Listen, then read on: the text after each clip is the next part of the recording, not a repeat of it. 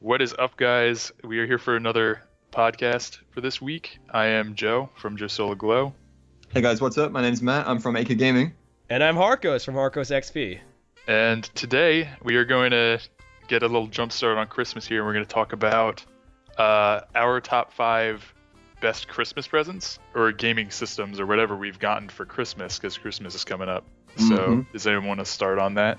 I'll just go with what I got last year because there's a really great story behind how fucking long it took us to get it.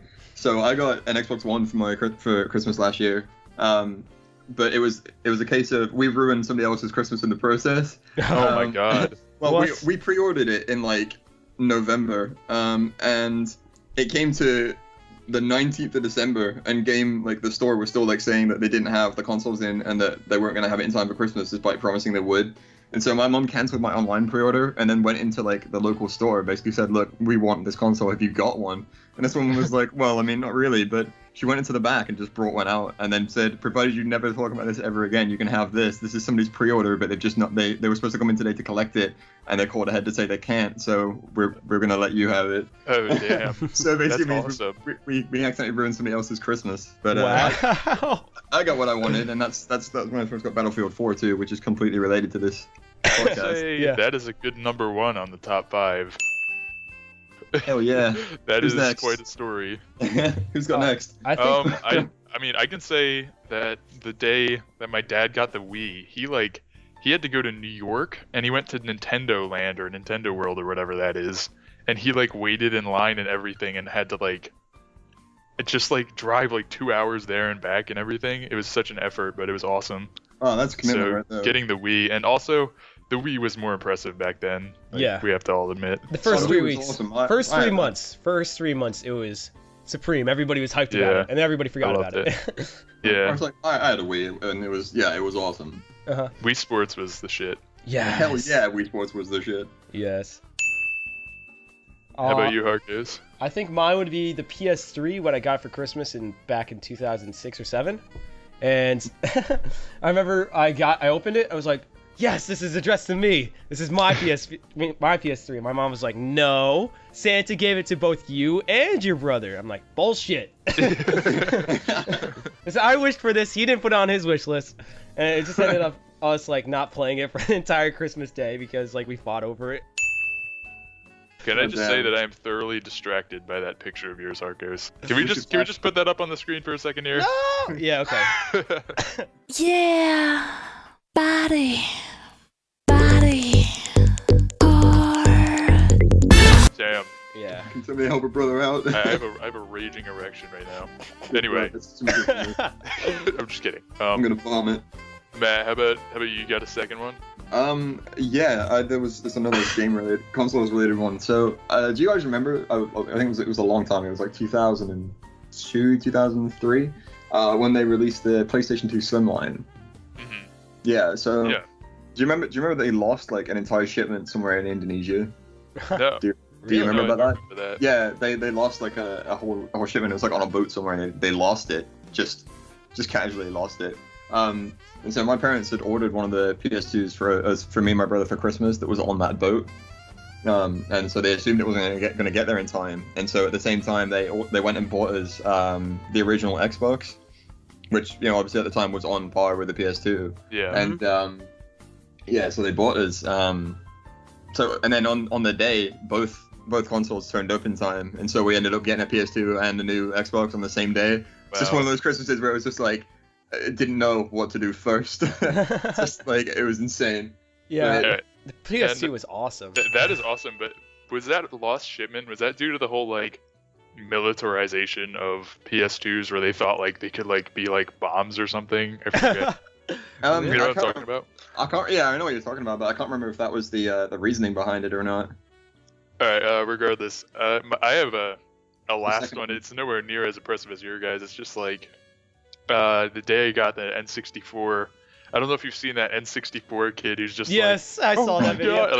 It was pretty much that. I just Oh. flipped out, and I wish we got it on camera. But I have I actually have a photo. Sorry to interrupt, Joe. I actually have a photo. I'll see if I can get it before this podcast goes up, so you guys can put it up. I think it's Christmas 2001 when we got the original PS2, and it's me just like holding the box over my head, and I'm quite possibly the happiest kid on the fucking planet. Triumphantly. I'm gonna see it. Yeah, literally, it's perfect. I'll see if I can get my mom to send that out to me, and I'll get it to you guys. But anyway, Joe, you were talking about the N64 kid. It was just like such an amazing thing because that just started my whole gaming career, and also some of my favorite games ever are on it. It's a career, man. I'm gonna make money eventually. MLG. I technically already have. You are totally MLG. MLG Pro, You're semi-pro. MLG. I'm semi-pro. You wanna go into that for a second? Oh yeah. So let's go to the main topic of this podcast, since we got the top fives out of the way.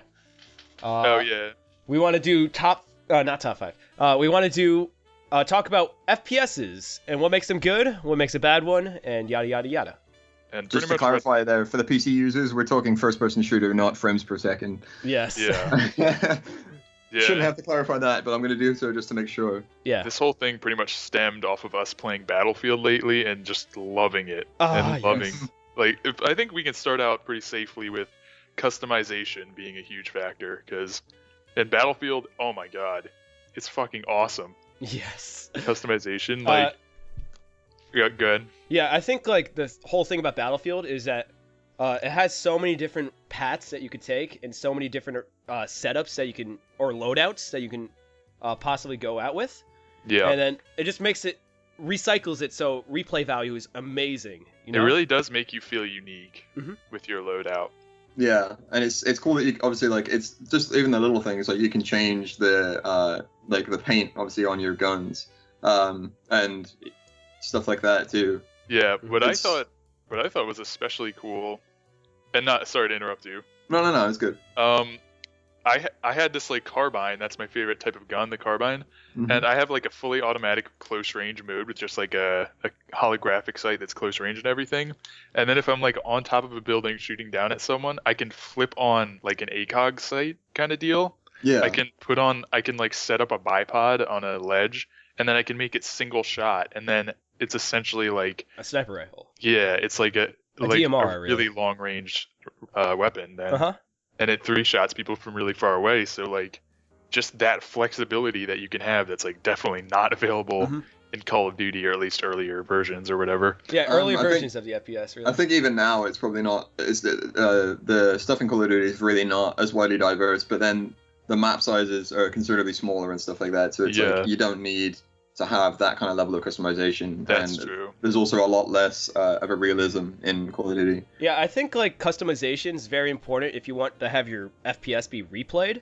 I mean, for example, Titanfall, it was a very well balanced, very diverse game, but not diverse, but it was very innovative for what it had to offer. But it only had 6 guns. There was 7 guns. There was 2 of each type. So it was 2 pistols, 2 rifles, 2 snipers, and then it was just you reach level 18, you've already got everything, and it's well, why do I need to keep playing? There was no need to. I already unlocked everything. There's no in-game reward after that plateau, you know? No, the only in-game rewards they provide you is that obviously, like Call of Duty, you can prestige. So when you reach level, I think it's level 30 in Titanfall, you then resets and puts you back to level 1. But then it gives you a special icon next to your name to say that you've prestige, and then it gives you a 5% permanent experience increase that you can then get to the next prestige quicker, and then that 5% increases to 10 and so on and so forth till you reach the max level. But it's that's all that is. It's just level. It's just it's just dick measuring, basically. Yeah, yeah, pretty much. Yeah, that's a good way to put it. I mean, Titanfall's not a bad game. I mean, it's actually a pretty good FPS, not with its parkour system and all. It's just it doesn't have good replay value just because it lacks customization and depth. I was gonna buy that game, and what I kind of realized is it's just like this other free-to-play game called Blacklight. This game Blacklight has the mechs. It has a really limited amount of guns also, but they're all really unique. It's pretty much the same game. You guys should seriously try Blacklight. But without rooftop parkour. It still has some parkour stuff. Yeah. But I'm telling you, you should try Blacklight. The one thing that sets it off is that in Blacklight, you press V and you can suddenly see everyone on the map, but you can't shoot, so you can see that people are camping in an area, and then just go out and you know exactly where they are. Go take them out. Maybe that's what we should try after some of this. That's a really unique game, by the way. For sure. What else? Yeah, we should try that. How don't about Call know. of Duty?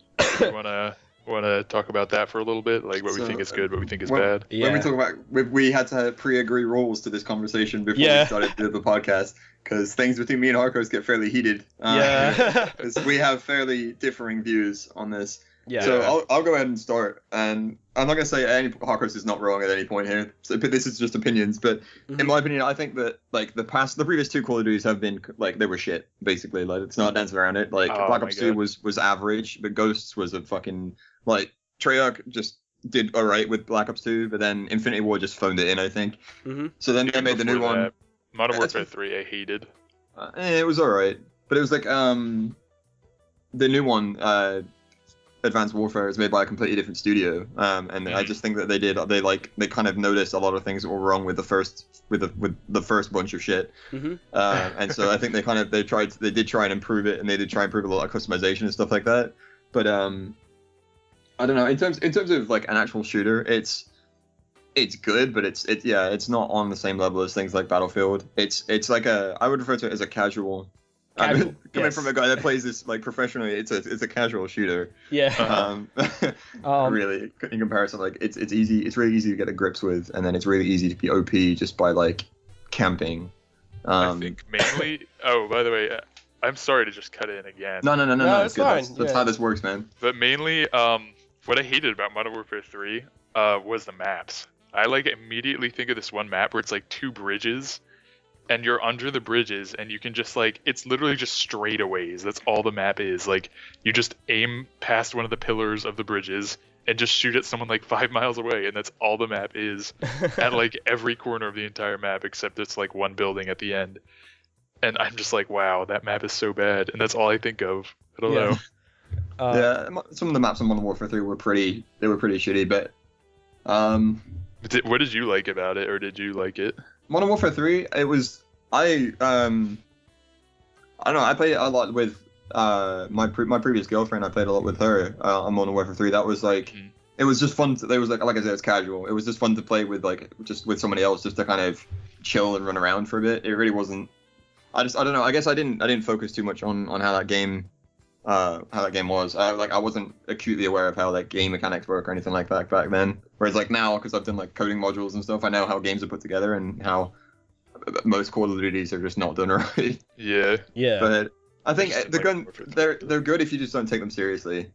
Like they're really easy and fun to kind of get on with if you just don't take it seriously. I can agree to that. Like in the same way that you said Black Ops 2 was average, I got like really addicted to that game. So we really have our own opinions about them. Well, I mean, I say it was average, but that doesn't mean that I didn't play the game to death. Like I got to the Master Prestige level on that and everything, and you know I had like a disgusting playtime and KD and stuff. It was just average to me. Like it's just it was either do uni work or play Call of Duty. So yeah, I gotcha. And then Call of Duty happened. So and then how about you, Harcos? I know you've been itching to get a word in about. I know I've been itching, but I'm gonna keep it down a little bit. I don't really like Call of Duty that much anymore, just because the game, like Matt said, you have to turn off your brain to actually play the game.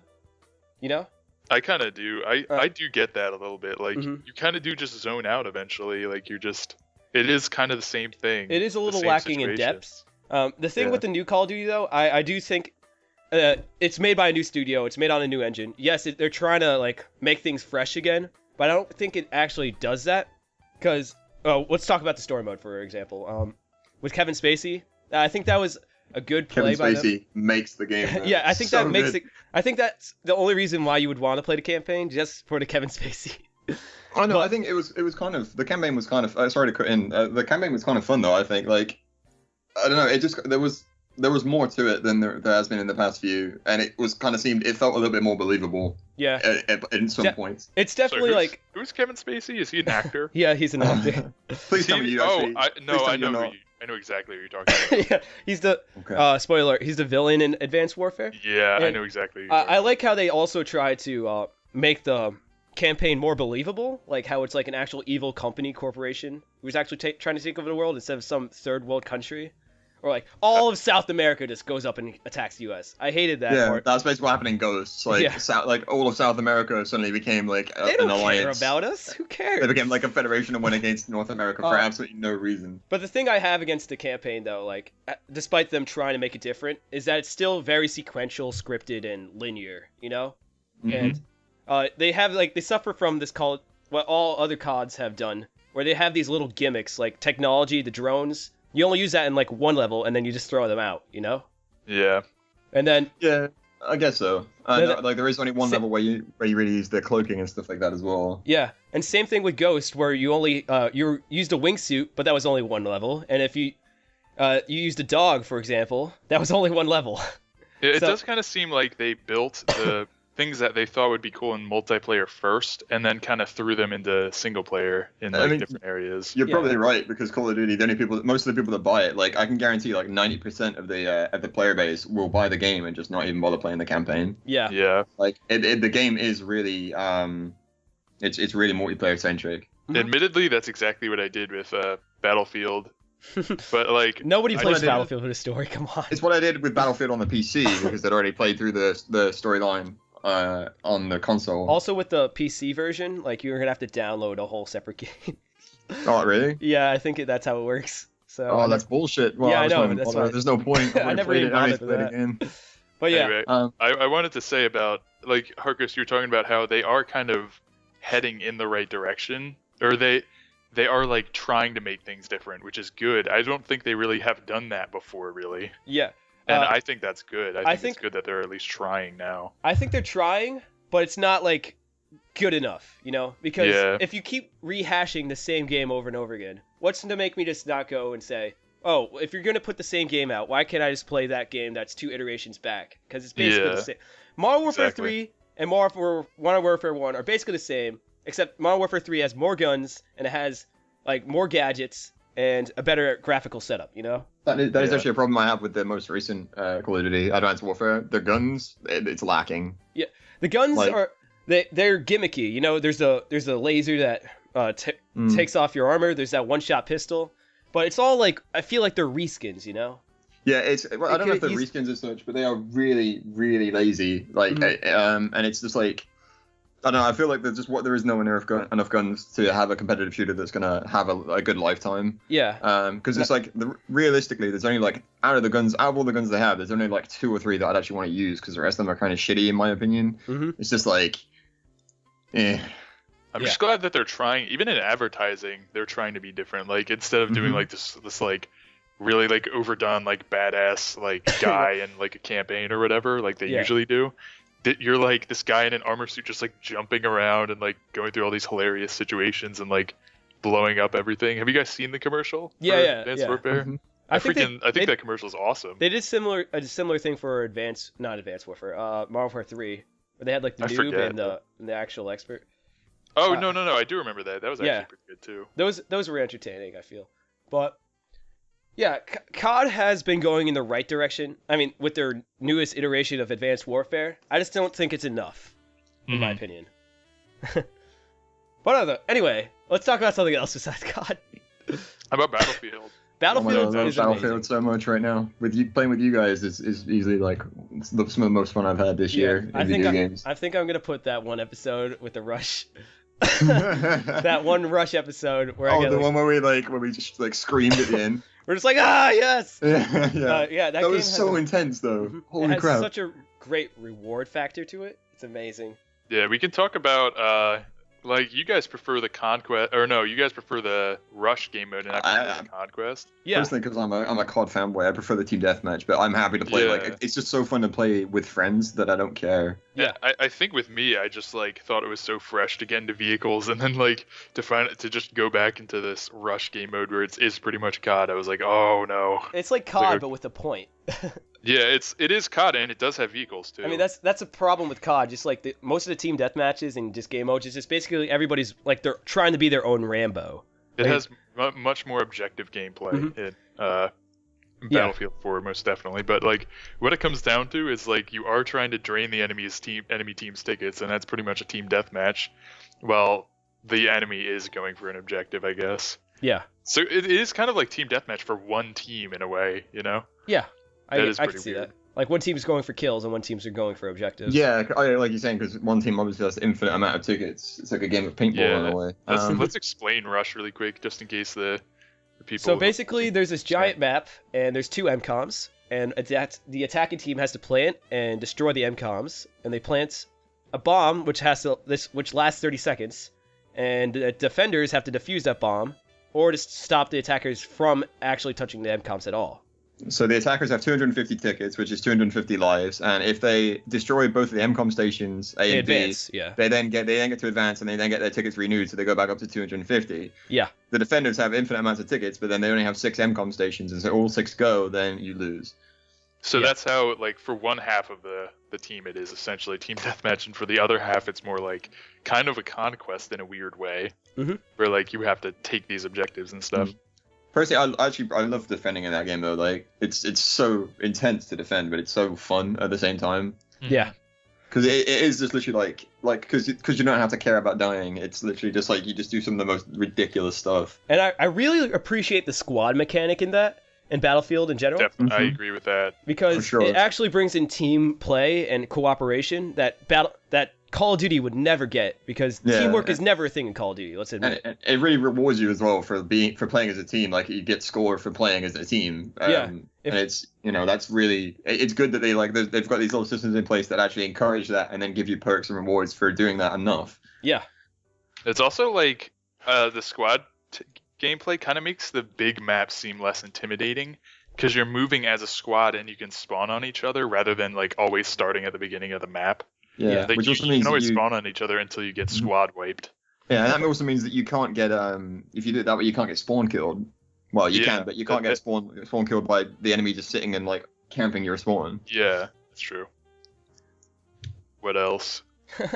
Oh, maybe we should just talk about the rules of Conquest and what makes that different. I wanted to say that like Conquest is amazing because there are like 5 points that you have to take on this huge map, and you really can like choose where you spawn and where you want to make a difference, and I think that is so much fun in my opinion. Yeah. Like whenever an enemy shoots, you can see them on the big map. So if there are a ton of enemies shooting in this one spot, you're like, okay, I want to deploy there and I want to take them out. Or you can say, I want to deploy on a tank and go wreck them or whatever. And I just think that is such a good mechanic. Yeah. The thing about Conquest, I feel like it's like we have to explain to the audience again. Conquest is basically the largest map you can get on Battlefield. It's literally like 2 km, right? Yeah, 2 to get across. Because it's huge. It would take forever to run across the whole thing, and you would probably die on your way. Yeah. You would definitely. And then basically, there's a bunch of flags everywhere on the map, and then you have to capture them with your team. And also, the thing about Conquest is that there's vehicles, there's airplanes. I mean, there's jets, there's helicopters, tanks, LAVs. Yep. Yeah. So basically, you have to work together to capture the flags and decrease the other team's tickets. Yeah, and the vehicles really do add a whole nother thing of depth to it. There's like air fights and helicopters and like you can also go like anti-air on the ground and shoot them down and stuff. Yeah, it's very dynamic for what it is. Yeah. I love piloting helicopters because you can spawn on the helicopter, so you can pilot a helicopter and just fly over a flag and just watch people jumping out of your helicopter. Oh yeah. Trying to take this. Because everybody could just spawn inside the helicopters. I think that is so much fun about it. Maybe we should move on to a different. Like dynamic gameplay is what makes an FPS like very, very good. Dynamic gameplay, customization. I think we've established those so far. For sure. And then, what other FPSs have been coming? Oh, how about Portal? Portal's a good FPS. It's not really. It's like. It is a first-person shooter, but it's a first-person shooter, but it's not in the same. You say FPS, your first thing isn't Portal. It's like that's the last thing you would think of. But it is classified as FPS, though. It's a first-person game with a gun. I don't really want to go into that because that game, that game's amazing. Yeah. I think I'll agree. I think more what I want to go into is about Destiny. And what made that game bad? I don't know if we've already killed that. We've killed that. We're beating the dead horse at this point. That game, oh my god, I still own it. I paid $60 for that game, and I literally never played it again. You know that game I paid $85 for it. That game literally had the highest budget ever for any video game ever. Really? It's like it goes into the millions of dollars of how much money was spent into it. I think that was just like a ton of small things killed it for me. Yeah. Just repetitive worlds, like people spawn in the same place, you know exactly where they're gonna be. Mm-hmm. It's like killed it. Yeah. Made me not want to play, like, quite simply. That game's like Borderlands and Halo had like a bastard child. Like a mental or something. Not to say there's anything wrong with being mental. Well, no, it's safe to say that they abused that child. Oh yeah, that's a better way to say it. Yeah, it was very much a cash grab. Also with Destiny, there's not a lot of like depth in your gunplay. You know, it's just basically you have bullet soaker enemies, and it's not very rewarding once you kill them. How it is, really is. Yeah. And the whole like leveling up system, I don't know, it was just kind of awkward to me. Mhm. How you got to level 20 and then you leveled up with gear? Like what? What is that? No one's ever done that, and it's just odd. It's odd, and it's kind of just depressing that you reach to level 20 and you're like, oh well, I can't really level up by just killing things anymore. Like the experience thing just stops, and I love leveling up fire experience personally. You know, like I'm glad that Bungie made money off of it. I really am, because I like Bungie, but I just hope they'll do something better with that money. Yeah. I was hoping for a lot more than they did. Yeah, definitely. You know, I was just hoping for a Halo that I would enjoy that was like online and cooperative, and that's not what I got.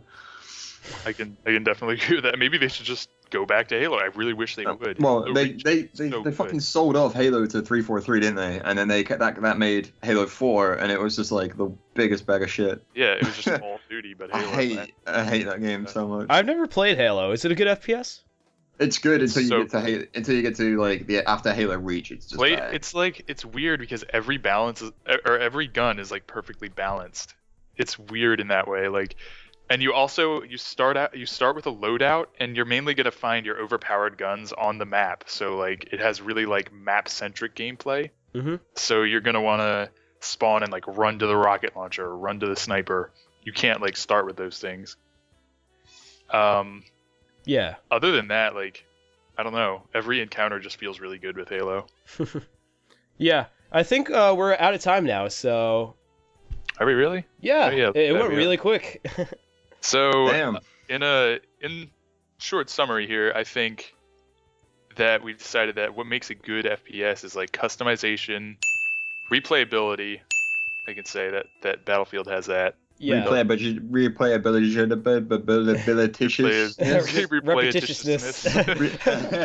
Replayatitiousness. Oh It's not a Legendary Heroes podcast until we've made up a word, and we haven't done that yet. So, and I think that can actually be the word, replayatitiousness. Replayatitiousness. Good luck for the first person that spells that correctly. I will give you a hug personally. Okay, that's the word. Provided you're in the UK or New York or Boston in the next 2 weeks.